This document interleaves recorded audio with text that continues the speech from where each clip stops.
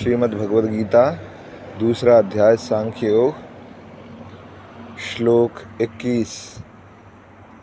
यह श्लोक और इसके आगे के 3-4 और श्लोक भगवद गीता के सबसे महत्वपूर्ण और सबसे उपयोगी श्लोकों में से हैं। आम भारतीय के जीवन दर्शन में इन श्लोकों की बड़ी आधारभूत भूमिका है। हम जीवन को कैसे देखते हैं, हम संसार को कैसे देखते हैं, वो लगभग पूरी तरह से इन श्लोकों में आ जाता है। लेकिन भारत का, सनातन धर्म का ये बड़ा दुर्भाग्य रहा है कि हमने इन्हीं श्लोकों की बड़ी अनुचित व्याख्या कर ली है। तो अब हम अनुचित व्याख्या को नज़रअंदाज करेंगे और अपनी ओर से पूरा ध्यान देंगे। देखिए, 2 तत्व हैं, बस 2 ही तत्व हैं, ठीक। उन 2 तत्वों में भी एक तत्व दूसरे तत्व का विवर्तन मात्र है, छाया मात्र है, इसलिए उसके होने को उसके ना होने के बराबर गिना जा सकता है। तो ले देकर कितना तत्व बचा? 1। यदि 1 है तो किसी दूसरे के अभाव में द्वितीय नहीं है, द्वितीय नास्ति, तो उस 1 की भी कोई सत्ता बचती नहीं है। किसी भी संख्या को अर्थपूर्ण होने के लिए दूसरी संख्याओं की ज़रूरत पड़ती है। यदि उस 1 के अलावा कोई और हो ही ना, तो संख्या में अभिव्यक्त होने के लिए भी वो 1 भी नहीं रह जाता। इसको बोलते हैं अद्वैत। ये 1 कौन है? हम जिसकी बात कर रहे हैं कि केवल 1 है, उसको बोलते हैं आत्मा, जो एकमात्र सत्य है, जिसको ब्रह्म भी कहते हैं। आत्मा कह लो, सत्य कह लो, ब्रह्म कह लो, सब एक ही है। उसी को आप परमात्मा भी कह सकते हो। हालांकि परमात्मा कहना बिल्कुल अनावश्यक है, क्योंकि आत्मा कहना ही पर्याप्त है। आत्मा अपने आप में ही परम है, तो परमात्मा जैसा कहने का कोई लॉजिक बनता नहीं। आत्मा है और प्रकृति है। प्रकृति का ही एक तत्व है अहंकार, और साधक के लिए या जिज्ञासु के लिए वही तत्व व्यक्तिगत रुचि का होता है। क्या? अहंकार, क्योंकि वही हमें पीड़ा दे रहा होता है। तो हम आत्मा और प्रकृति कहने की जगह कई बार आत्मा और अहंकार भी कह देते हैं, वो दोनों एक ही बात हैं। तो ये जो अहंकार है, यह प्रकृति का ही एक तत्व है और हमारे लिए ज़्यादा रुचि का है, क्योंकि हमको पीड़ा या बाहरी प्रकृति तो बाद में देती है, हमारा आंतरिक अहंकार पहले देता है। तो ये 2 तत्व हैं, जिसको हम कभी कहेंगे आत्मा और प्रकृति, कभी कहेंगे आत्मा और संसार, कभी कहेंगे आत्मा और अहंकार। तो अब हम इन श्लोकों में प्रवेश करने जा रहे हैं। उससे पहले हम थोड़ी सी बुनियाद खड़ी कर लेना चाहते हैं। कृष्ण समझा रहे हैं अर्जुन को कि देखो धर्म क्या है। अब धर्म किसके लिए? सबसे पहले तो ये वेदांत में सबसे मूलभूत प्रश्न होता है, किसके लिए? किसके लिए? किसका? कौन अनुभुक्ता है? कौन बात कर रहा है? किसको विचार उठ रहा है? किससे कहा जा रहा है? तो अर्जुन को धर्म सिखाना चाहते हैं कृष्ण। और कृष्ण यहाँ अभी किसका प्रतिनिधित्व कर रहे हैं? हमने कहा 2 हैं। उन 2 में कृष्ण किसके प्रतिनिधि हैं? आत्मा के। अर्जुन किसके प्रतिनिधि हैं? अहंकार के। तो धर्म किसके लिए होता है? धर्म मात्र अहंकार के लिए होता है। और अहंकार को धर्म सिखाना क्यों पड़ता है? क्योंकि अहंकार अकेला होता है जिसके पास चुनाव का विकल्प है, चुनाव की शक्ति है। तो अर्जुन को धर्म सिखाना है। और अहंकार जो है वो धर्म के रास्ते पर भी चल सकता है और नहीं भी चल सकता है, वो विपरीत भी जा सकता है। अहम आत्मा की ओर बढ़े, इसी को कहते हैं धर्म। धर्म की बस यही परिभाषा है और कुछ नहीं, फंस मत जाइएगा। बाकी सब जो आप धर्म के नाम पर करते हैं, वो सब धर्म की बाहरी पड़ते हैं। रीति रिवाज, पूजा संस्कार, क्रियाक्रम, ये सब धर्म की बहुत बाहरी पड़ते हैं। उनमें से कई बातों का तो धर्म से बिल्कुल कोई लेना देना भी नहीं है। केंद्र में धर्म का कोई और अर्थ है ही नहीं और ना ही हो सकता है। एक ही अर्थ है, अहम का आत्मा की ओर बढ़ना ही धर्म है। अगर अहम है तो उसके इर्द गिर्द जो मन होता है वह बेचैन होता है, कलुषित होता है, परेशान होता है। और अहम जब आत्मा की ओर बढ़ता है तो मन कैसा होता जाता है? मन शांत होता जाता है। मन शुद्ध होता जाता है, हल्कापन रहता है, चिंताएं इत्यादि नहीं रहती, एक सूक्ष्म सा आनंद रहता है, चैन से सो सकते हो, व्यर्थ के फसाद नहीं उठते अब दिमाग में। ठीक, तो अर्जुन को धर्म सिखाना पड़ता है, क्योंकि अर्जुन के पास अधर्म के पास भी जाने का विकल्प है, इसलिए अर्जुन को धर्म सिखाना है। आत्मा के बिंदु पर क्या होता है, जहाँ कृष्ण खड़े हैं, हमने बात करी अभी अहंकार के बिंदु पर क्या होता है, आत्मा के बिंदु पर क्या होता है, जहाँ कृष्ण खड़े हैं वहाँ उन्हें धर्म का विचार नहीं करना पड़ता। ये वो बिंदु है जो पूर्ण मुक्ति का है, यहाँ तक कि धर्म से भी मुक्ति का बिंदु है। कृष्ण जो हैं वो धर्म से भी मुक्त हैं।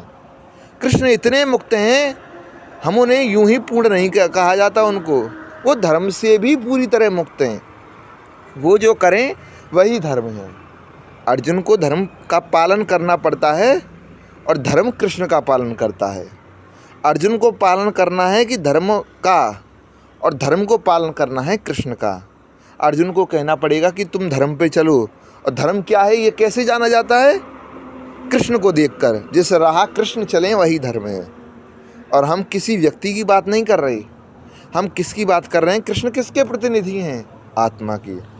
लेकिन यह सुविधा, यह मुक्ति, यह ज़बरदस्त छूट उपलब्ध सिर्फ कृष्ण को है, आपको नहीं उपलब्ध है कि हम जो करें वही धर्म हो गया। हमें तो स्वयं के प्रति सावधान रहना है।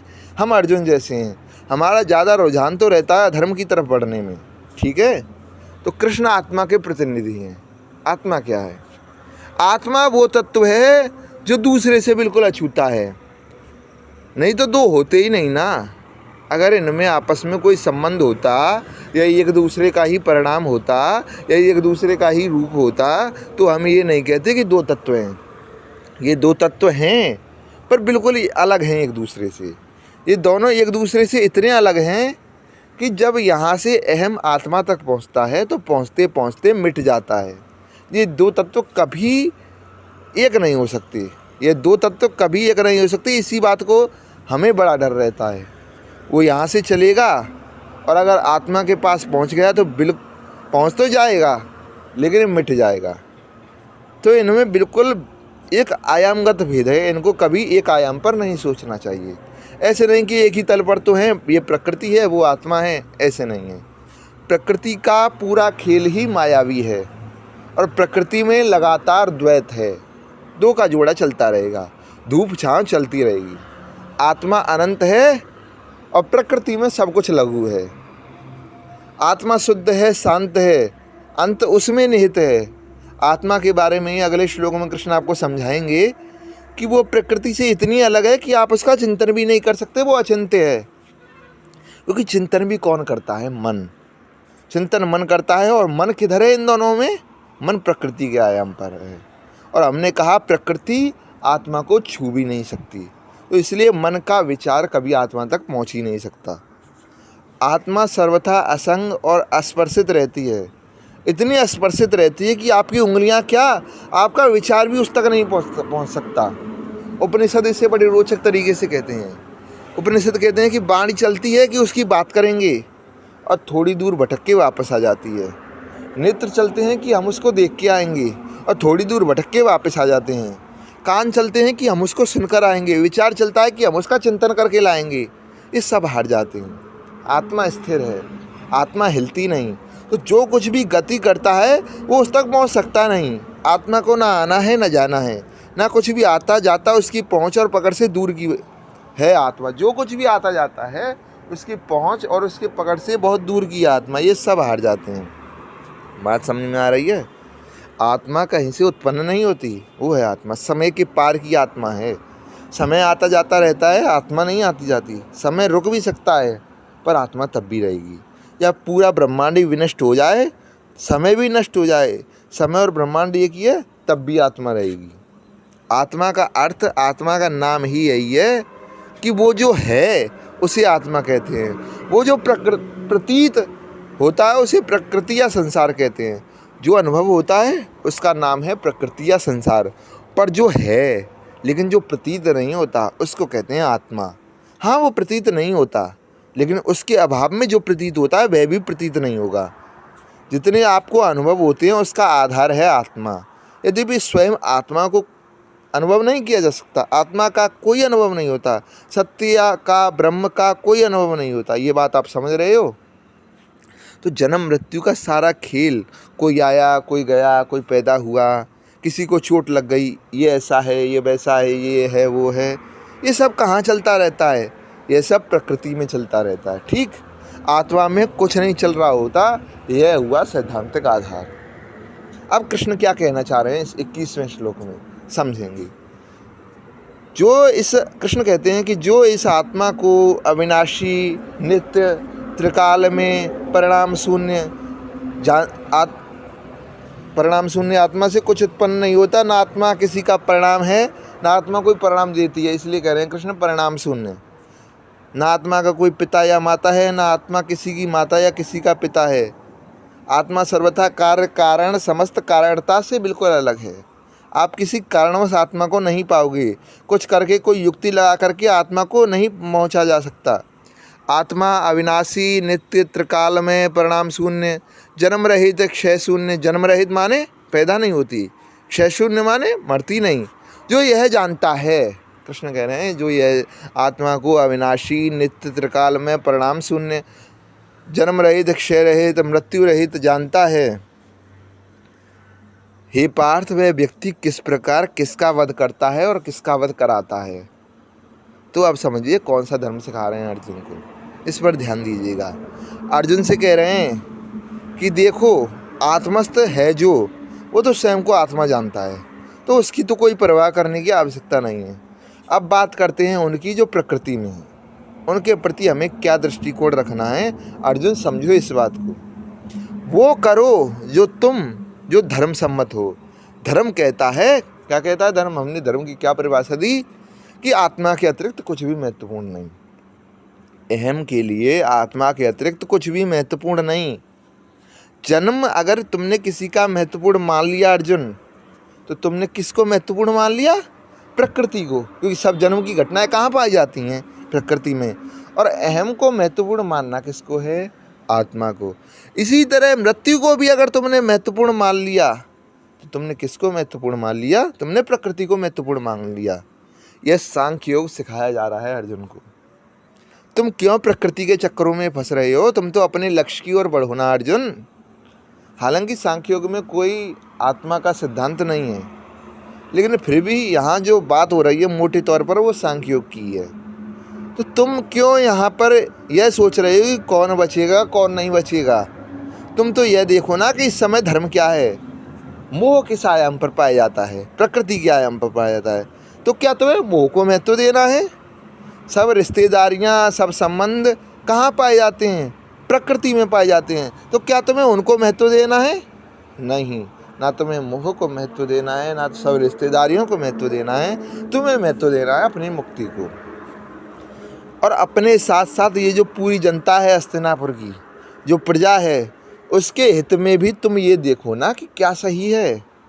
और सही क्या है? मात्र आत्मा है, क्योंकि आत्मा सही है। इसलिए युद्ध स्थल पर इतनी बात आत्मा की हो रही है। नहीं तो आपको आश्चर्य होना चाहिए ना कि युद्ध स्थल पर सत्य की बात क्यों हो रही है, क्योंकि वहाँ तो रणनीति की बात होनी चाहिए ना। क्योंकि वो युद्ध अगर सही है तो लड़ाई सत्य के लिए जाएगा, और वो युद्ध सत्य के लिए नहीं लड़ा जा रहा जो युद्ध, उस युद्ध में सम्मिलित भी मत होइए। वहाँ से तो मैंने कहा नमस्कार करके हट जाइए। पूछिए कि ये जो दो पक्ष हैं ये किसकी खातिर लड़े हैं आपस में। पता चले कि एक पक्ष का एक स्वार्थ है, दूसरे पक्ष का दूसरा स्वार्थ है, तो आपको दोनों में से किधर जाना है? किधर भी नहीं जाना, अपने रास्ते से हट जाना है। युद्ध हमें जरूर लड़ना है, पर वह युद्ध लड़ना है जिसमें एक तरफ सत्य हो, एक तरफ असत्य हो, एक और धर्म हो और दूसरी ओर अधर्म हो। तब हमें उसमें सम्मिलित हो जाना है। समझ में आ रही है बात? अर्जुन, यहाँ पर आवश्यक है कि तुम इस युद्ध को लड़ो। भाई कारण बहुत व्यवहारिक है, बहुत सीधा है। दुर्योधन की जैसी मति गति है। अगर दुर्योधन राज्य पाता है तो अपना और अपने भाइयों का तो नाश करेगा ही करेगा, साथ में पूरी प्रजा का भी नाश करेगा। और हम उस समय के भारत के सबसे प्रबल राज्य की बात कर रहे हैं, जैसे हस्तिनापुर उस समय सबसे प्रबल राज्य था। तो कह रहे हैं कृष्ण कि जैसे हस्तिनापुर हो जाएगा, उसका प्रभाव पूरा भारत पर पड़ेगा। दुर्योधन का छल से, कपट से, अधर्म से सिंहासन पर बैठ जाना स्वीकार नहीं किया जा सकता। अर्जुन, इसलिए लड़ो। यह है अहम की आत्मा की ओर गति। अगर प्रजा में असंतोष फैलता है, अगर लोगों के साथ अन्याय होता है, अगर राजनीतिक स्थितियां ऐसी बनती हैं कि एक राज्य सदा दूसरे राज्य से भिड़ा हुआ है, तो यह अहम के लिए अच्छा नहीं होगा। और जीवन का एक ही उद्देश्य है, आत्मा की ओर बढ़ना। दुर्योधन अगर राज्य पा लेता है तो आत्मा के सारे रास्ते बाधित होंगे। अर्जुन, जीवन का उद्देश्य ही खराब होगा। इसलिए अर्जुन, तुम्हें लड़ना पड़ेगा। बात समझ में आ रही है? आत्मा का उल्लेख बार बार करना इसलिए ज़रूरी है ताकि अर्जुन तुम जानो कि महत्वपूर्ण क्या है। प्रकृति के क्षेत्र में कुछ भी जो है वो महत्वपूर्ण नहीं है, और जो महत्वपूर्ण है मैं उसकी बार बार तुम्हें याद दिला रहा हूँ। वो अविनाशी है, वो अजन्मा है, वो अक्षय है, उसको याद करो। वो तुम्हारे लिए भी महत्वपूर्ण है और इन सब जनों के लिए भी महत्वपूर्ण है। सबको वहीं जाना है। तो फिर कुछ ऐसा करो ना अर्जुन कि तुम भी उधर पहुँच सको और तुम्हारे पीछे पीछे ये सब लोग भी उधर पहुँच सके। यह तर्क भी आगे देते हैं कृष्ण कि तुम जो कुछ करोगे अर्जुन, उसी का अनुगमन दूसरे लोग भी करेंगे, क्योंकि यही जगत की रीत है। अग्रणी लोग जो करते हैं उन्हीं का नेतृत्व पीछे वाले भी मान करके वही करते हैं। तुम स्वयं अगर आत्मा पर, अहम पर चोट नहीं करोगे, आत्मा की ओर नहीं बढ़ोगे, तो तुमने अपना ही नहीं दूसरों का भी बड़ा अहित कर डाला अर्जुन। ये तर्क है, ये कारण है जिसकी वजह से युद्ध होना चाहिए। तुम नहीं भाग सकते। स्पष्ट हो रही है बात? युद्ध बुरा है, पर युद्ध से भी ज़्यादा बुरा होगा यदि दुर्योधन राजा बन गया। इसलिए तुम्हें युद्ध करना पड़ेगा। हम नहीं चाहते थे अर्जुन, साफ कहते हैं कृष्ण, कि हम नहीं चाहते थे कि युद्ध हो। हम तो स्वयं शांति का प्रस्ताव लेकर गए थे, पर दुर्योधन हमें ही बंदी बनाने आ गया। हमने यहाँ तक कहा कि तुम रख लो पूरा राज्य, बस थोड़ी सी ज़मीन दे दो। 5 गांव मांगे थे, वो इतना भी नहीं दे पाया। बोलता है सुई की नोक के बराबर भी ज़मीन नहीं दूंगा। युद्ध बुरा है। हम नहीं कह रहे कि युद्धवादी होना चाहिए, युद्ध निस्संदेह बुरा है, पर अगर बुराई और बुराई में ही चयन करना है तो युद्ध की बुराई से ज़्यादा बड़ी बुराई है दुर्योधन का राजा बन जाना। अच्छाई तो इसमें होती कि शांति से ही मान जाता, पर दुर्योधन तो शांति से माना नहीं ना, और किसी की स्वेच्छा पर किसी का नियंत्रण होता नहीं। सब अपनी मर्जी चलाने के लिए स्वतंत्र हैं। दुर्योधन की स्वेच्छा है, वो कह रहा है कि नहीं, मैं तो लड़के ही मानूंगा। तो अब तो लड़ना ही पड़ेगा, क्या करें? हम नहीं चाहते थे, वो चाहता है। अर्जुन को कृष्ण ने नहीं लड़वाया है। कई बार लोग ऐसे बोल देते हैं कि कृष्ण ने बड़ा गलत किया, अर्जुन को लड़वा दिया। ये क्या मूर्खता की बात है। अर्जुन को तो कृष्ण ने नहीं लड़वाया है, अर्जुन को दुर्योधन ने लड़वाया है। कृष्ण तो शांति करवाने गए थे। अर्जुन को अगर किसी ने लड़वाया है तो वो है दुर्योधन। हाँ, जब युद्ध की स्थिति पैदा ही हो गई, जब युद्ध बिल्कुल आ गया, तब कृष्ण ने बस इतना कहा कि अगर अभी नहीं लड़े तो लड़ने से भी ज़्यादा बुरा कुछ हो जाएगा। इसलिए अब धर्म यही कहता है अर्जुन कि तुम लड़ो। तो आत्मा का वध होता नहीं। अब प्रकृति में जो कुछ है उसकी एक ही उपयोगिता है कि वो आत्मा की ओर बढ़े। अगर आत्मा की तरफ नहीं बढ़ रहा तो उसका होना उसका ना होना एक बराबर है। तुम उनके लिए शोक मत करो। अर्जुन, कोई वध नहीं हो रहा। प्रकृति में जो कुछ है वो तुम्हारे लिए मूल्यहीन है। अर्जुन कौन है? अर्जुन है अहम। और अहम के लिए सिर्फ क्या है मूल्यवान? दोहराते रहिए इस बात को। अहम के लिए मूल्यवान है बस आत्मा मात्र। प्रकृति में जो कुछ है वो सब मूल्यहीन है, परंतु उसका एक स्थिति में मूल्य हो सकता है, अगर वो आपकी मदद कर दे आत्मा की ओर जाने में। चाहे वो आपके रिश्ते हों, चाहे आपका ज्ञान हो, चाहे आपके रुपए पैसे हों, ये सब मूल्यहीन हैं, पर उनका एक मूल्य हो सकता है। क्या? वो मुझे उधर पहुंचाने में मदद करेंगे। अगर वो मदद करेंगे तब उनका मूल्य है, सिर्फ तब उनका मूल्य है। अभी ये जो सब सामने खड़े हुए हैं पार्थ, ये तो छोड़ दो, ये किसी को आत्मा की तरफ पहुंचाएंगे। इन्होंने तो ऐसी स्थिति अपनी बना ली है कि आत्मा की ओर कोई जा भी रहा होगा तो उसको पकड़ के पीछे खींच लेंगे ये कौरव लोग। तो इनका कोई मूल्य बचा है? आप नहीं समझ रहे। अहम है और अहम को घेरे हुए क्या है? चारों तरफ प्रकृति घेरे हुए है। इसको थोड़ा बैठाइए मन में। अहम को जाना कहाँ है? आत्मा की ओर। अहम को आत्मा की ओर जाने में संसाधन कहाँ से मिलते हैं? प्रकृति से मिलते हैं। तो प्रकृति का बस इतना ही उपयोग है। अब आप समझ लीजिए कि इस दुनिया का आपकी ज़िंदगी में क्या महत्व होना चाहिए। अब एक एक करके बताइएगा। आपके लिए समय का क्या उपयोग होना चाहिए? आपको आत्मा की ओर ले जाए। आपके रुपए का आपके लिए क्या उपयोग होना चाहिए? आपको आत्मा की ओर ले जाए। आपकी रिश्तेदारी का आपके लिए क्या उपयोग होना चाहिए? आपको आत्मा की ओर ले जाए। अब अगर रुपया ही आत्मा की ओर जाने में बंधक बन रहा हो तो कृष्ण आपसे क्या बोलेंगे? रुपए में आग लगा दो। यही यहाँ पर बोल रहे हैं, कौरवों में आग लगा दो। ये तो छोड़ दो कि ये आत्मा की ओर ले जाएंगे। ये पूरे भारत को आत्मा की ओर जाने से रोक देंगे। दुर्योधन का सलाहकार कौन बनेगा? शकुनी। यह लोगों को धर्म की ओर भेजेगा। यहाँ कृष्ण जीने का तरीका सिखा रहे हैं। कुछ है तुम्हारे जीवन में जो तुम्हें आत्मस्थ होने से रोकता है, उसको त्याग दो। अगर वह त्यागा नहीं जा रहा, वो चिपक ही गया है तुमसे लड़ाई में, जैसे दुर्योधन चिपक गया है, तो फिर उसका वध कर दो ना। वो तो वैसे ही मूल्यहीन था। उसका जीना ना जीना एक बराबर था, मार दो। आगे जाकर कृष्ण कहते हैं कि ये मरेंगे नहीं, ये मरे हुए ही हैं पहले से ही। जिस क्षण इन्होंने तय करा था कि ये मेरे विरुद्ध खड़े होंगे, ये मर गए। तुम क्यों ग्लानि ले रहे हो अर्जुन कि मैंने मारा?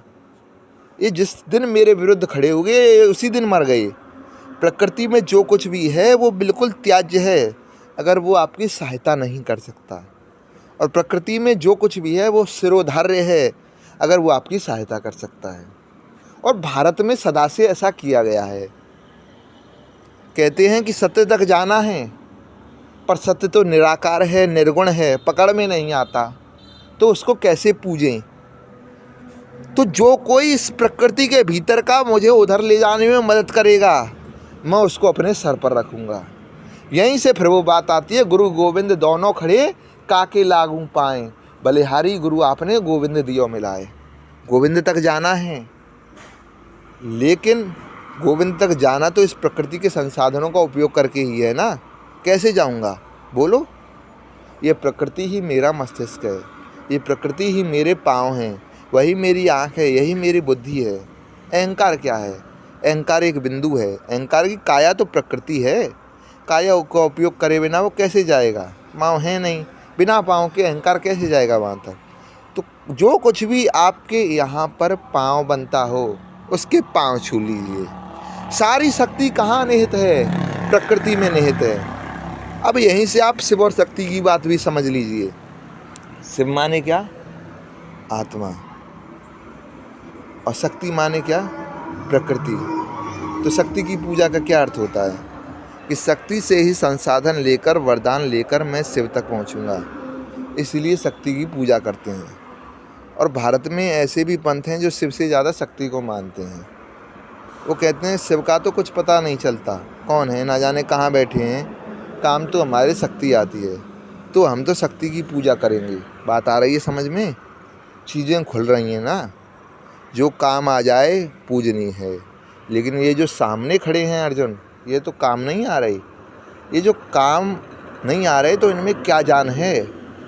प्राण तो मात्र आत्मा में है। वास्तविक प्राण जीवन तो उधर है। यह जो जीवन के ही विरुद्ध हैं, तुम इन्हें जीवित क्यों मान रहे हो?